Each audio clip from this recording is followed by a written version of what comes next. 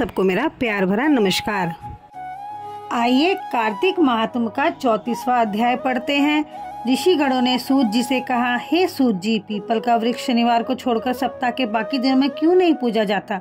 सूत जी ने कहा, समुद्र का मंथन करने से जो रत्न देवताओं को मिले थे, उनमें से देवताओं ने लक्ष्मी और कौस्तुभी मणि भगवान विष्णु को दे दी थी। विष्णु भगवान जब लक्ष्मी से विवाह करने के लिए तैयार हुए तो लक्ष्मी ने कहा, प्रभु, जब तक मेरी बड़ी बहन का विवाह नहीं हो जाता, आप मुझ छोटी बहन से विवाह कैसे कर सकते हैं? इसलिए आप पहले मेरी बड़ी बहन का विवाह कीजिए, बाद में फिर मुझसे विवाह कीजिए, क्योंकि यह प्राचीन नियम है। सूत जी बोले, लक्ष्मी के ऐसे वचन सुनकर भगवान विष्णु ने लक्ष्मी की बड़ी बहन का विवाह उद्दालक ऋषि के साथ कर दिया। वह अलक्ष्मी बड़ी कुरूप थी, बड़ा मुख, चमकते हुए दांत, वृद्धा के समान शरीर, बड़े बड़े लाल नेत्र और रूखे बाल। महर्षि उद्दालक भगवान विष्णु के आग्रह पर उससे विवाह कर उसको वेद मंत्रों की ध्वनि से गुंजाते हुए अपने आश्रम ले आए। वेद ध्वनि से गुंजित हवन के पवित्र धुएं से सुगंधित मनोहर ऋषि आश्रम को देखकर बहुत दुखी हुई। उसने महर्षि उद्दालक से कहा, इस आश्रम में वेद ध्वनि हो रही है, अतः यह स्थल मेरे रहने के योग्य नहीं है, अतः तुम मुझे किसी दूसरी जगह ले चलो।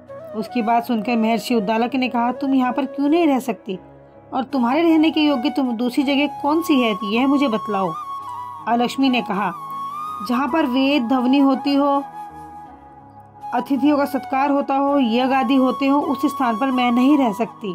जहाँ पर पति पत्नी का आपस में प्यार हो, पितरों के निमित्त यज्ञ होते हो, देवताओं का पूजन होता हो, वहाँ मैं नहीं रह सकती।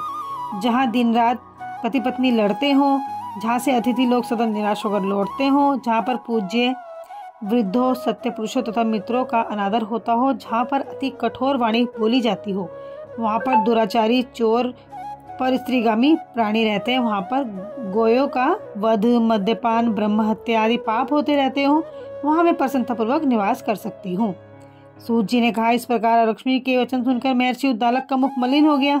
वह उस बात को सुनकर चुप रह गए। थोड़ी देर तक चुप रहने के पश्चात उन्होंने उससे कहा, अच्छा, तुम्हारे लिए ऐसा ही स्थान खोजूंगा, अतः मैं जब तक तुम्हारे लिए ऐसा स्थान ढूंढ कर न लाऊं, तब तक तुम इसी पीपल के नीचे चुपचाप बैठी रहो। सूत जी ने कहा, महर्षि उद्दालक उसको पीपल के नीचे बिठाकर स्वयं उसके रहने योग्य स्थान ढूंढने के लिए निकल पड़े। लेकिन जब तक वे बहुत काल तक प्रतीक्षा करने पर भी वापस नहीं लौटे तो अलक्ष्मी रोने लगी। उसका बुरी तरह से रोना श्री लक्ष्मी जी ने व्याकुल में सुना। अपनी बहन का रोना सुनकर लक्ष्मी जी व्याकुल हो गई। उन्होंने दुखी होकर भगवान विष्णु से कहा, प्रभु, मेरी बड़ी बहन अलक्ष्मी पति के त्याग देने से अत्यंत दुखी हो गई है। हे नाथ, यदि मैं आपकी प्रिय पत्नी हूँ तो आप उसे आश्वासन देने के लिए उसके पास जाइए।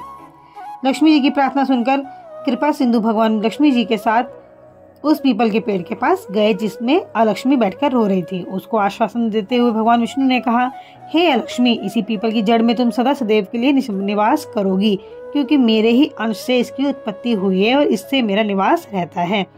प्रतिवर्ष गृहस्थी लोग तुम्हारा पूजन करेंगे और उन्हीं के घर में तुम्हारी छोटी बहन लक्ष्मी निवास करेगी।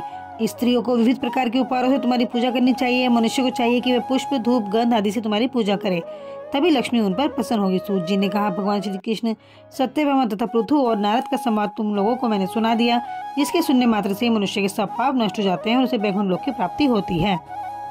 तुम लोगों को जो कुछ पूछना है पूछ सकते हो, उसे भी मैं विस्तार पूर्वक कहूँगा। सूत जी की बात सुनकर शौनक आदि ऋषि महर्षि थोड़ी देर बाद प्रसन्नचित्त वहाँ बैठे रहे। पश्चात श्री बद्रीनारायण जी के दर्शन करने के बाद घर चले गए। जो प्राणी इस कथा को सुनता है, दूसरों को सुनाता है, वह इस संसार में संपूर्ण सुख प्राप्त करता है। ओम नमो भगवते वासुदेवाय नमः।